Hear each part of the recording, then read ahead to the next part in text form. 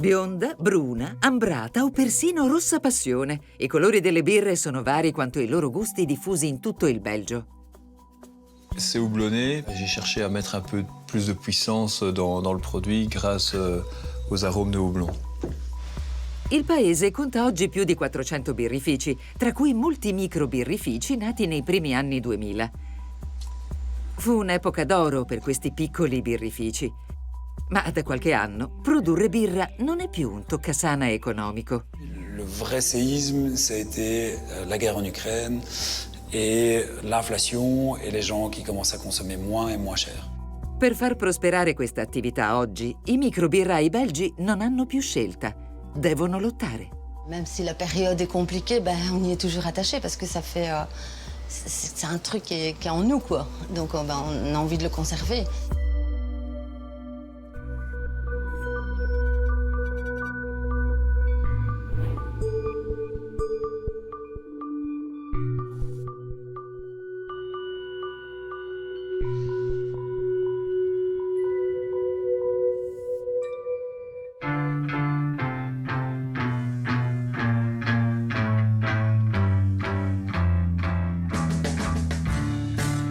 Nel cuore della città di Liegi, nel garage di una casa, 3 birrai hanno allestito il proprio microbirrificio. Heureusement que c'est léger, les canettes. Ça va? Un luogo atipico, ma spesso è in questi ambienti che nascono i microbirrifici. Questi locali artigianali producono birra in piccole quantità. Attention, moi je vois rien, hein. Oggi è il giorno della messa in lattina, una fase che richiede la presenza di tutti i soci. Cédric Lemaire, Arnaud Guisy e Frédéric Saffin, che non esitano mai a darsi da fare. Juste savoir où on va avec À droite, là, à droite. Allez, c'est parti. Je vous guide. Ouais, non, je sais pas. Je l'ai. Ah, c'est bon? Ouais, quasiment. C'est parti. Moi, je vois rien de nouveau. On a la place ici, c'est bon? Ouais, c'est bon, là, vas-y. Voilà. Top. Allez, c'est parti. Allez. Bravo. On vérifie qu'on a tout branché. La bière arrive d'ici. Elle va entrer là-dedans. Ça sort dans les canettes. Ici, c'est fermé. Donc, on va remplir Le premier fût. On va remplir le amorcer. premier fût. Un fût pour amorcer la bière. Et puis, on remplit les canettes. Donc en fait, c'est qu'on s'est rencontrés dans notre boulot, boulot de project manager. Non, la première chose, c'est qu'on a... On brassait déjà chacun. On voulait déjà faire quelque chose d'autre avant. Et on avait envie un peu de, je pense comme beaucoup de gens, de sortir un peu de ce modèle d'employé devant un ordinateur, un Excel, des emails, et de vouloir produire un peu, enfin d'avoir quelque chose de la matière en main, quoi. Et puis Fred est arrivé lui un peu plus tard. Ouais, moi je suis arrivé vraiment à la création de la brasserie, c'était d'abord leur projet. La prima birra è stata prodotta nel 2021. Il trio ha già prodotto 15 tipi di birre diversi. 5 fanno ormai parte della produzione stabile. Quand on a commencé à réfléchir le projet, nous ce qu'on voulait c'était brasser nous-mêmes. C'est vraiment se dire, en fait, ce qu'on aime bien, c'est être les mains dedans, savoir qu'il va y avoir des problèmes, savoir que éventuellement la bière peut être ratée à toute étape. C'est un stress, mais ça nous oblige aussi à être très rigoureux, à réfléchir, et puis ça nous challengeait en fait. Là, on a encore un peu trop de pression. Il va falloir serrer les mâchoires ici pour serrer les tuyaux pour moins de pression. On va commencer à tester, voir si ça passe. Ouais. Là, ça mousse un peu trop encore.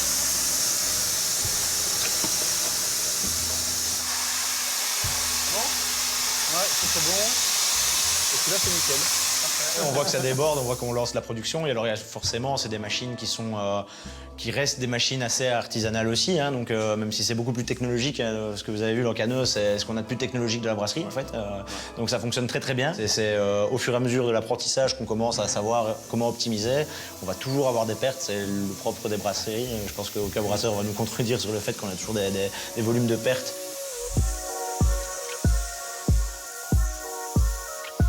I birrai contano regolarmente sul supporto esterno, gratuito, un aiuto essenziale per garantire la produzione. Il birrificio è ormai diventato una cooperativa. C'est du bénévolat, c'est des potes, donc je leur donne des coups de main. J'habite le quartier et ils m'appellent de temps en temps, je suis là pour aider. On continue le... Ouais, ça, donc tu remets l'étiquette de l'ASBL. On va d'abord terminer l'ASBL. On termine les chanterelles et puis on fera les nôtres après. Hein. Il y a cet aspect-là où on fait des partenariats, où on sait faire de la bière, on fait de la bière avec d'autres associations. Enfin, voilà, c'est des choses qui nous tiennent à cœur parce que de nouveau, faire de la bière c'est chouette, mais c'est pour partager. Donc ça reste un outil convivial, on va dire. E con l'obiettivo di unire le persone con la birra, il trio ha deciso di trasferirsi in uno spazio più ampio, dove potranno accogliere i clienti in un ambiente conviviale.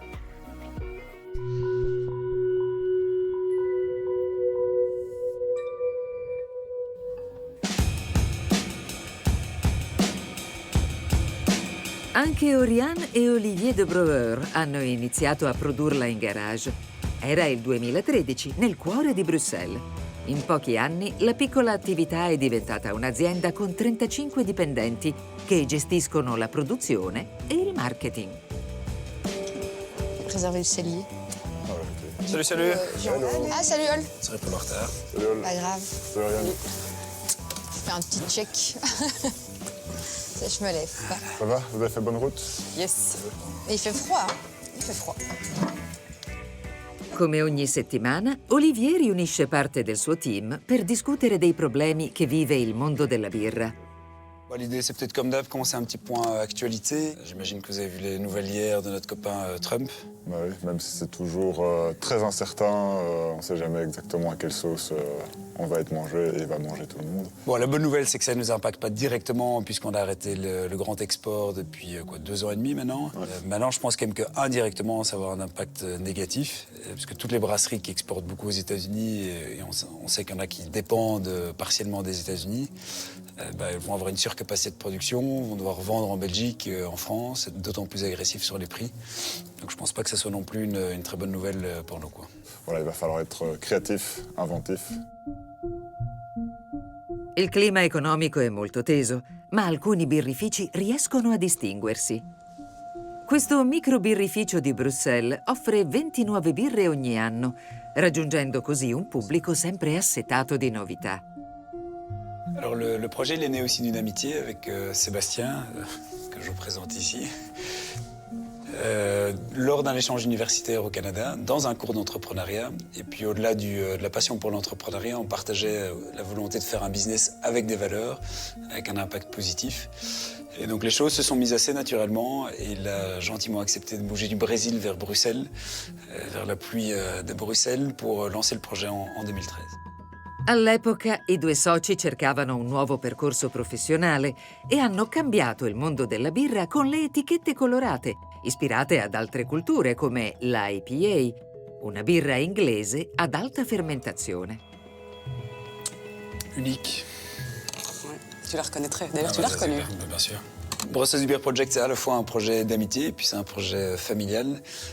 On a littéralement commencé dans la cave, avec les effluves de bière qui remontaient dans la cuisine. On a fait nos premières expérimentations, on n'a jamais brassé de manière professionnelle là-bas. Et puis au-delà de la petite anecdote du garage, c'est effectivement tous les jours, ça a un impact sur la vie familiale, sur nos 3 enfants, et puis même pour toi, du coup, professionnellement. C'est clair, oui, on entend parler Beer Project tout le temps, on a envie de savoir ce qui se passe, on comprend pas au début tout à fait tout ce que c'est, parce que moi, le monde brassicole, la bière, c'était pas mon milieu. J'étais avocate avant, et puis à un moment, on se rend compte qu'il ramène du travail à la maison de plus en plus. Le soir, je commence un petit peu à l'aider. On s'est dit, en fait, ça n'a pas de sens, maintenant je te rejoins complètement, j'ai envie de faire partie aussi de ce projet. C'est une belle mousse, hein, elle est toute crémeuse comme ça. On dirait quasi un cappuccino, quoi. Ça goûte pas le cappuccino.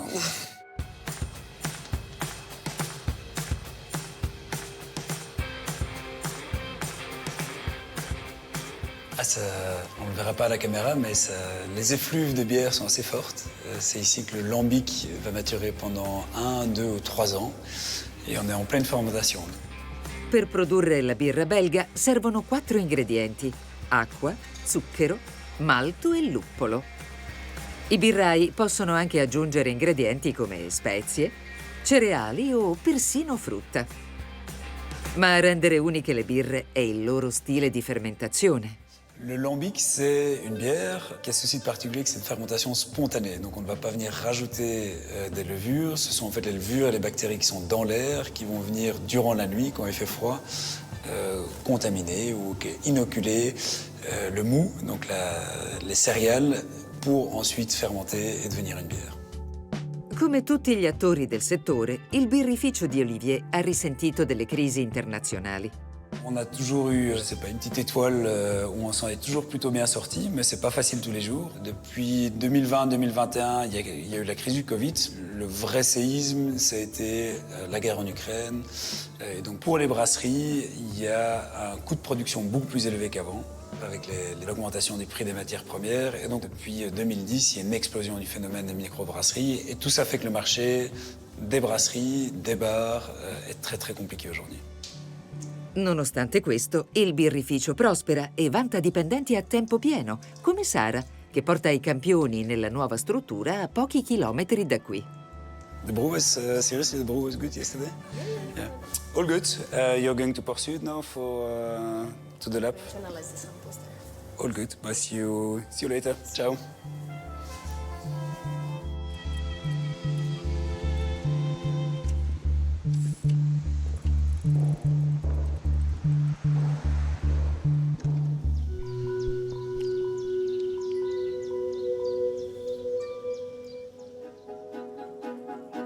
Qui, nel piccolo villaggio di Montigny-sur-Roc, è nato il primo microbirrificio belga.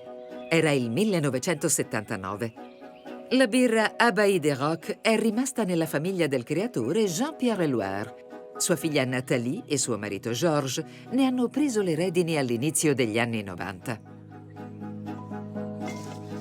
Ah, voilà. Tu vois, j'ai retrouvé quelques reliques. La première bouteille du premier Barassin que mon père avait fait. Puis j'ai retrouvé la première étiquette d'Abbaye des Rocs que j'avais dessinée quand j'étais gamine. Quelques photos. Ouais, ça c'était les premières cuves de fermentation. Les sacs de malt. Je ne saurais même pas dire où il les achetait.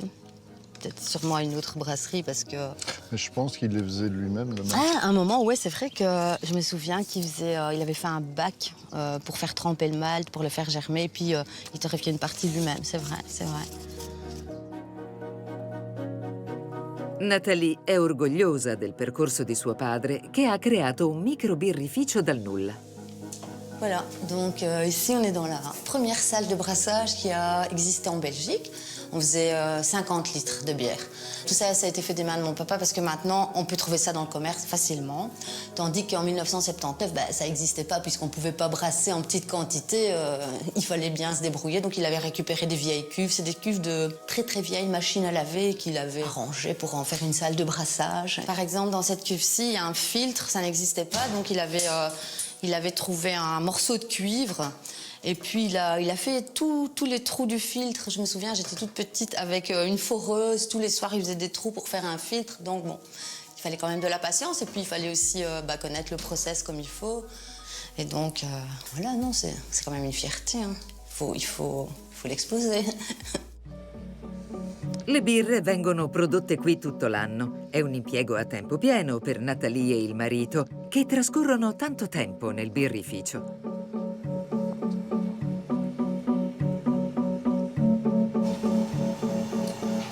Maintenant, on en est à la filtration.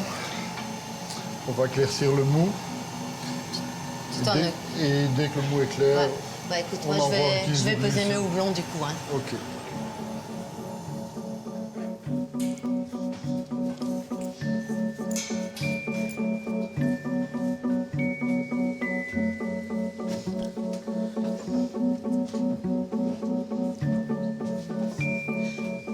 Ça, c'est le concasseur de brasserie.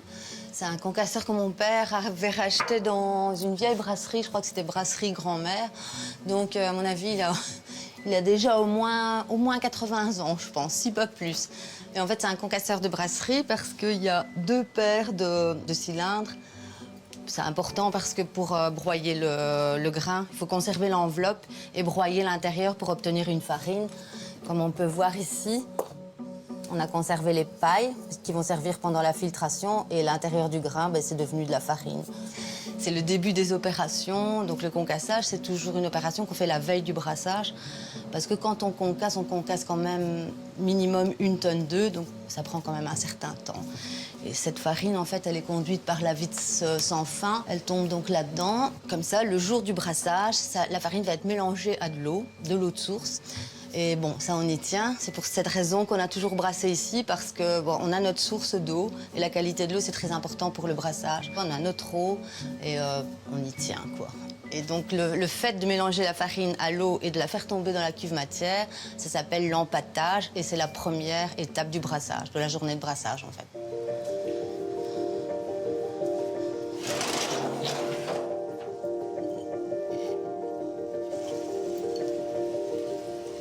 La bière, c'est ma vie. Moi, j'ai toujours été dedans. Petite, mon père qui commençait, mon grand-père qui était déjà dedans. Donc, j'étais immergée dans le monde de la bière depuis tout le temps. Et ben, ouais, même si la période est compliquée, ben, on y est toujours attaché parce que ça fait... c'est un truc qui est en nous, quoi. Donc, ben, on a envie de le conserver. Mais ouais, ça fait 5 ans qu'on se bat pour essayer de conserver notre activité parce que ça a totalement changé. Avant, on travaillait à l'export, on avait des commandes régulières. Voilà, maintenant, c'est un autre métier, quoi. Ça n'a plus rien à voir avec ce qui était avant, mais bon, voilà, on brasse toujours. Il fut un temps où... Ou quoi, bah ouais, avant, on brassait 3 fois par semaine. Il microbirrificio ha registrato una crescita importante fino al 2020. La crisi del Covid e la guerra in Ucraina hanno sconvolto il mercato. La produzione è crollata, passando da 8.000 a 2.000 ettolitri all'anno. On n'exporte quasi plus.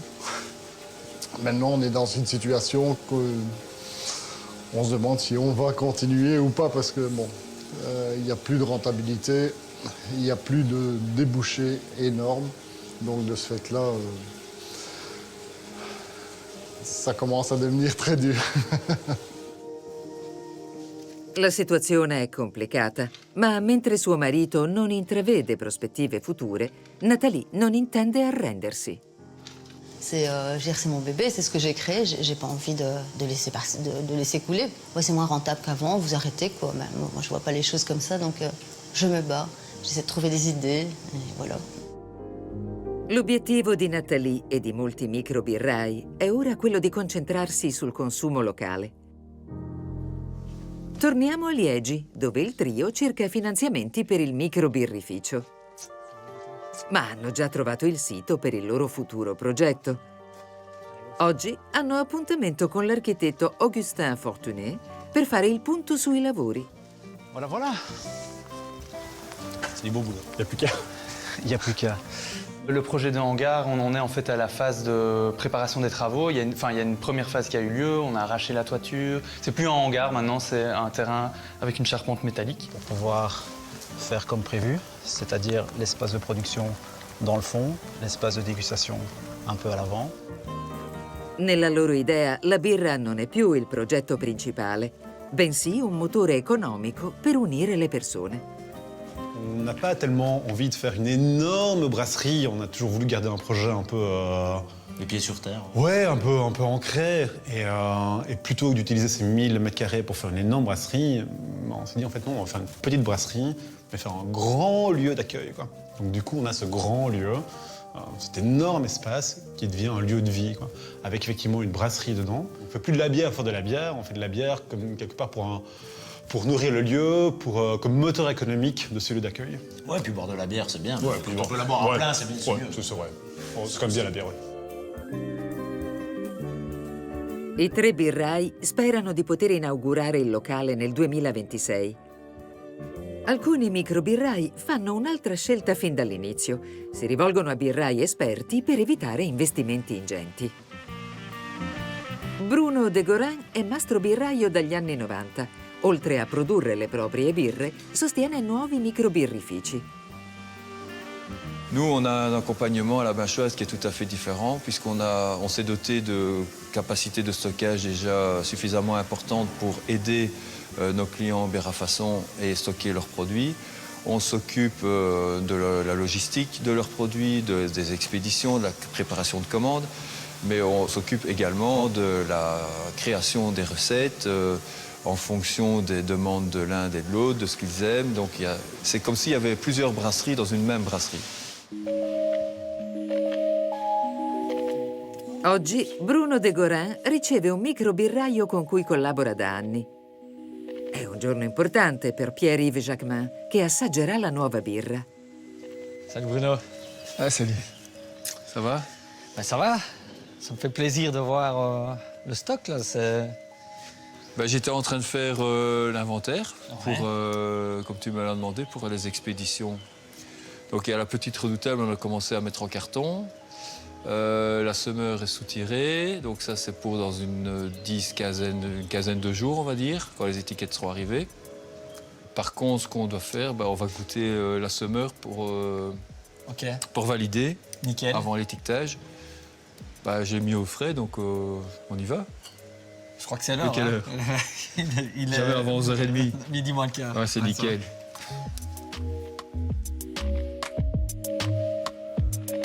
I due birrai lavorano insieme dal 2015, quando Pierre-Yves ha lanciato il suo microbirrificio. Da allora ha già prodotto 3 birre. Cette semaine-ci, aujourd'hui même, on va brasser l'IPA. Donc on va refaire une cuve complète d'IPA, il y aura 160 hectos. Nickel.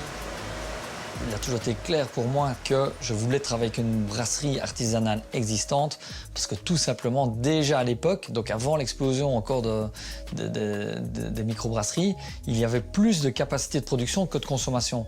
Donc moi, on va dire qu'économiquement, il était plus qu'évident que je devais m'associer à quelqu'un, et d'autant plus que en cas de succès, d'avoir une brasserie qui a les capacités de production suffisantes que pour m'accompagner dans ma croissance.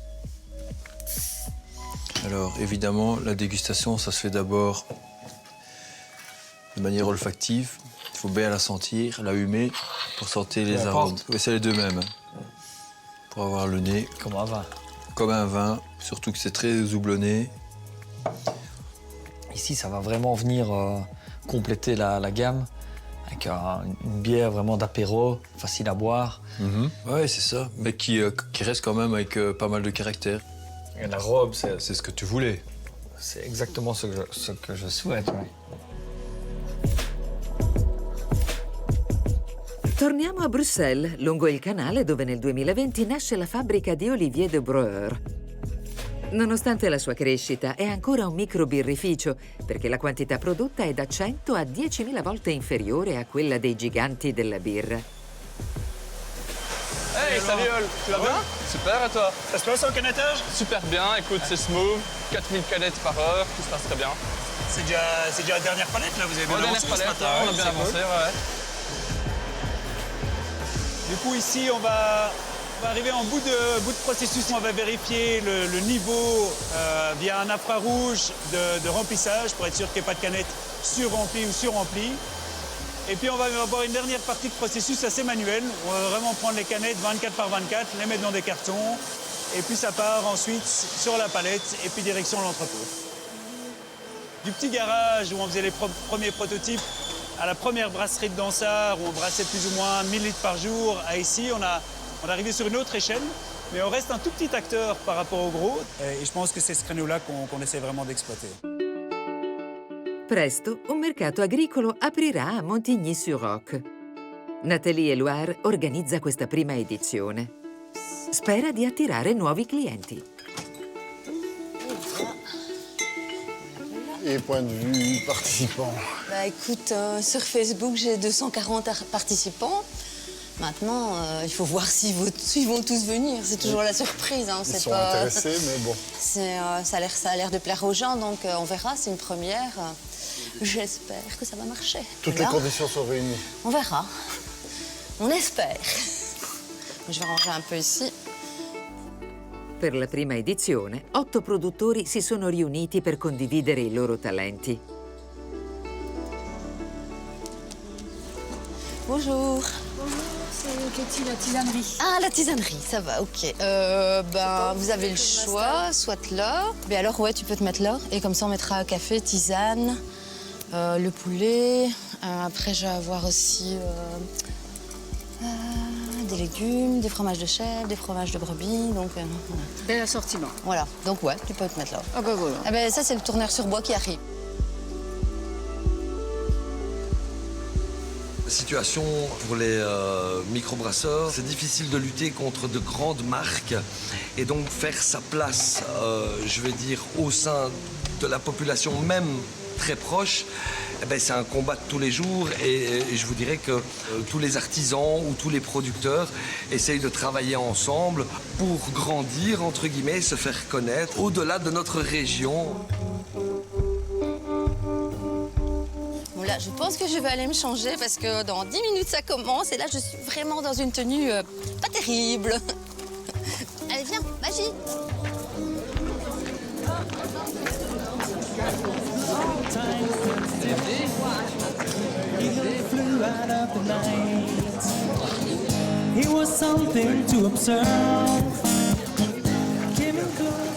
On a goûté, c'est pas mal.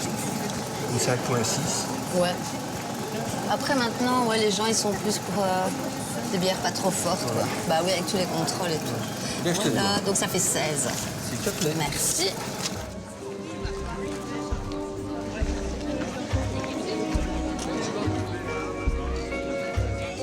On est dans une zone assez rurale, mine de rien.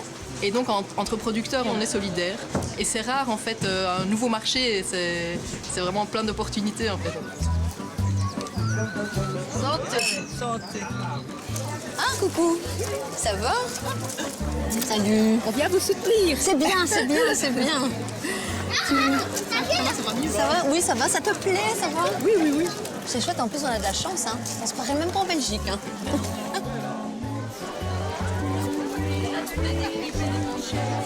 Coucou, une table d'habitués. Ça va? Ça va? Coucou, vous allez bien? Bonjour. Ça va? Ça vous plaît? Oui, c'est magnifique. Il y a du monde, hein, ça. Oui, il y a du monde, vous avez de la ouais. chance, hein, c'est chouette. Ouais. Merci, merci, merci. Je trouve que les gens sont très contents de découvrir nos bières et des produits locaux. C'est ce que je voulais. Je voulais qu'il y ait vraiment un lieu de partage, de convivialité. Donc c'est vraiment l'ambiance que je voulais. Donc je suis très contente.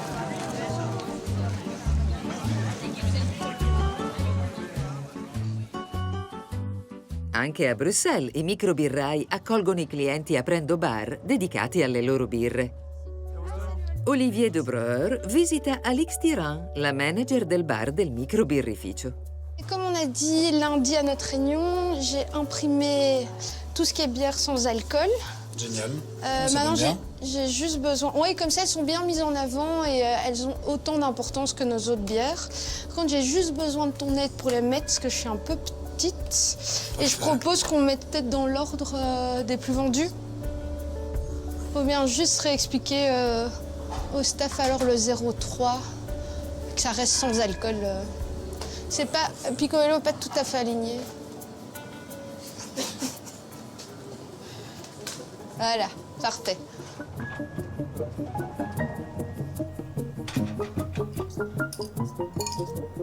La bière sans alcool, c'est vraiment plus qu'une tendance. C'est plutôt un état d'esprit, j'ai envie de dire. Donc c'est pas pour des gens qui ne peuvent plus boire d'alcool ou qui ne veulent plus boire d'alcool. Donc c'est vraiment plus boire quelque chose de rafraîchissant, qui goûte la bière, parce que ça reste une bière. Ça a le même processus de brassage qu'une bière, juste que ça fermente un tout petit peu et donc on arrive à ce 0,3%. Contrairement à des bières industrielles qui, elles, vont être en fait désalcoolisées. Quand on conduit, la législation veut qu'il faut bien boire sans alcool, ou sinon la police n'est pas d'accord. Donc voilà. Non, sinon c'est vrai que maintenant elles ont fait beaucoup de progrès, les bières sans alcool ont fait beaucoup de progrès, donc elles sont beaucoup plus agréables à boire qu'il y a quelques années. Aujourd'hui, on voit un type de comportement assez différent.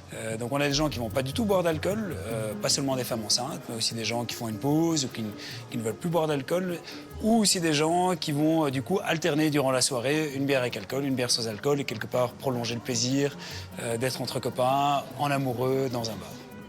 Moi, ce que j'apprécie en fait dans les boissons sans alcool, et notamment la bière sans alcool, c'est que, en fait, on peut enfin trouver une vraie boisson sympa pour l'apéro, sans être connoté comme un soda ou comme boire de l'eau. On a une vraie boisson, une vraie alternative pour ces moments-là. Et ça, c'est cool.